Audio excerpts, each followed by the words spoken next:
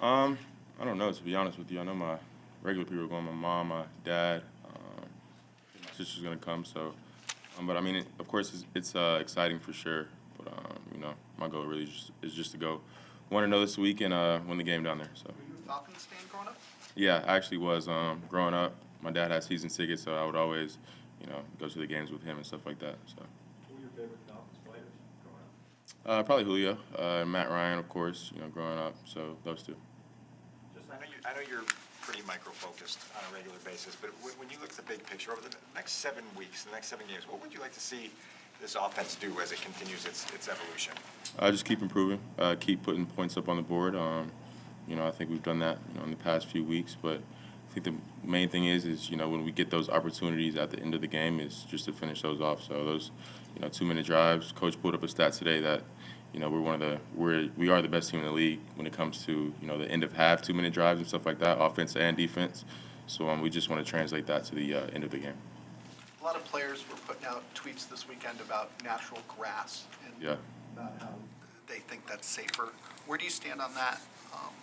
I definitely get their point of view, but me personally, I've been playing on turf my whole life, so I feel faster on turf, but it doesn't really matter to me.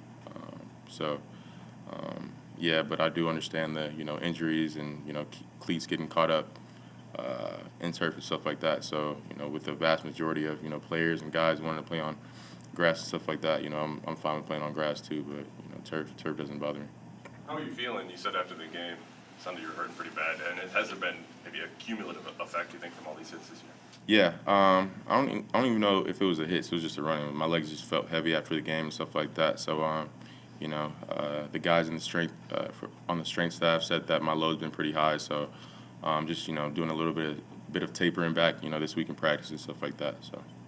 Have you trained differently now that you are running a lot more than maybe you were in previous seasons? No, not really. It's the same thing. I pretty much get that training during the game, so I get that conditioning, extra work during the game, and then kind of recover during the week and just get my body ready to go on Sunday.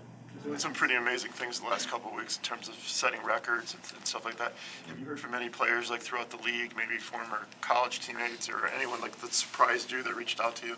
Yeah, just different guys that I've known, from maybe the college days and stuff like that. Just telling me to keep going and keep balling out. So of course it's always great hearing from those guys. Anybody that surprised you that reached out? Not really. Justin, what do you think has been the difference? I mean, you look at back in week 6, after that Washington game, and then now you put on the tapes in the last few weeks. What has looked different for you watching yourself on film? I think just continual growth. From like I said, from after that Washington game, I think just the growth that our whole offense has had, from that point, and then for me personally. So just continual growth, and we're just trying to get better each and every day. Going off of that, when it comes to the mental side of the game and having that reset mindset on the sideline, how have you developed in that sense, being able to move on quickly from things? You said being able to move on from what? Quickly from adversity, that reset mindset. Yeah, I mean, I've had it since since a little kid. I remember playing t-ball, and 6 years old, after I was striking out, I would go to the dugout and cry. So just those little lessons right then and there. Just you can't do anything about the past. Got to move on, and you can only you can only control what's going on in the now. So just getting to that point, not really worrying about what's happened in the past and stuff like that. So. Did you literally strike out a T-ball and miss the ball 3 times? No, I wasn't that bad, but just regular coach pitch or whatever, just striking out, just getting mad to the dugout and stuff like that. So. On the 67-yarder the other day, what did your eyes see that made you cut it back inside instead of taking it outside? Yeah, I saw that corner, Cole approaching the corner, and then he didn't really want to make head-up contact with Cole, so kind of just saw a little gap right there, and then slipped inside, and it was really just a safety there. And after I made him miss, it was just a foot race by then. So just kind of reading that block, outside in rather than inside out. But of course, he was playing outside, expecting me to go outside, so that's why I cut it upfield. When you talk about your legs being heavy and knowing that that's a huge asset for this offense, how does there become maybe a concerted effort to preserve that, knowing that there's 7 more games and you're going to have to do whatever you're going to have to do in a game to help this team? Like, how do you go about that? Yeah, just making sure I'm getting as much treatment as I can during the week, doing whatever I can. Maybe tapering back. I usually do extra conditioning, like the quarterbacks will run a gasser or two during practice, so I probably won't do that today, just to save my legs for the game this upcoming Sunday and just treatment really. So yeah. Justin, where's your chemistry at with Chase right now, and where do you see him at in the playbook?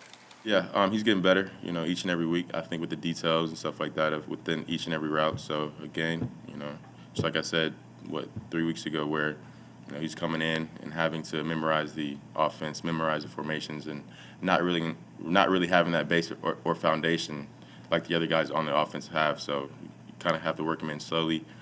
And our routes have a lot of details in them, so it's tough for him to come in and just learn every little detail of every route. So just working him in, just on the plays that he does have, and just trying to execute the best we can. Still putting in extra time on that with him? Are you still working? Of course, yeah. Specifically with him, now I know you work a lot outside with other guys, but specifically with him, trying to acclimate? Yeah, every day. Every day after practice, we do that. Justin, how much of a difference is there in offensive line protection, blocking in the last 5 games? And in the first 5 games, has kind of helped you produce as much as you have recently. Do you notice the difference? I do. The guys, have been working hard. Simo has been working.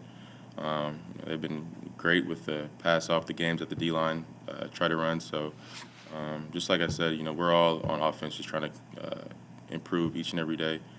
And I think those guys have, and those guys are going to keep improving. So I'm excited for those guys, excited for this week, what they're going to show, and excited for the rest of the year. A couple more. They talked a lot on the TV broadcast of the game about you and Jeff Okudah having played together at Ohio State. He got you on one play, you got him back, it seemed like. Did you have any interaction with him during the game? Have you talked to him? Were you close with him when you were at Columbus? Yeah, I mean, we were best friends, when I was my sophomore year in college and his junior year. So we lived in the same apartment building. So literally every day after practice, I'm going to his room or he's coming to my room, hopping on the game, this and that. So it was cool playing against him. But during the game, I think we both like to kind of stay locked in, so we didn't have much conversation. We talked to each other before the game and then, of course, after the game. But, he's a great player, a great athlete, and a great person. So, of course, it was tough, throwing that pick 6 to him, but, he deserved it, just how hard he worked, for sure. You said you're faster now than you were in college?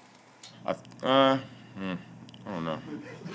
I would say in the off season in college I was fast, but during the season, since I didn't run as much in college, I'd probably lose speed. But now since I'm running constantly, I probably keep my speed from the off season. So yeah. With y'all been doing so much read option lately, do you got to get in some extra time with Treston just at the mesh point to make sure y'all on the same page with that? And what you think about his game in general? Not really. We get that in quarterback running back exchange every day at practice. So they usually go with after Demo and Khalil. So we get the same amount of reps with that. And Treston, he's a great athlete, great running back. So I think the biggest thing with him is just him learning our plays and the motion shifts, because our plays are wordy. So just him kind of digesting that as a rookie coming in, and then in protection too, knowing where he has to go if we get 4 to a side. So just knowing his job, and I think he's grown from week 1 or from even the preseason now. So he's explosive running back.